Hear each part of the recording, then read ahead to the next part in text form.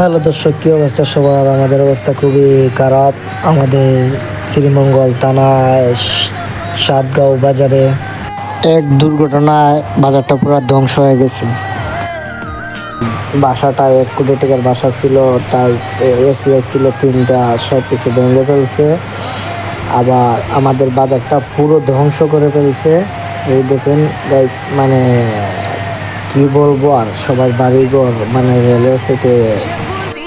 কিছু মানুষের কারণে এই বাসাগুলা ভেঙে ফেলা হচ্ছে। বাসাগুলা ভাঙতে, বাড়িঘরগুলা ভাঙতে কি একটু বুক খাবেন না? সব কিছু ভেঙে ধ্বংস করে ফেলতেছে আমাদের সাতগাঁও বাজার।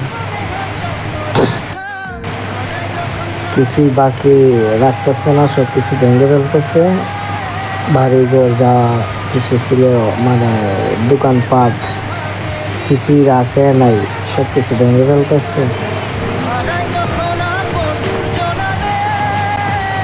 এবং পুরাটা একবারে মরুভূমি করে ফেলছে। সব কিছু দেখতেই পাচ্ছেন গাইস, সব কিছু ভেঙে ফেলছে। কিছুই মানে বাঁচার কিছু রাখে নাই, সব কিছু ভেঙে ফেলছে। এদের কি একটু দয়া মায়া হয় নাই?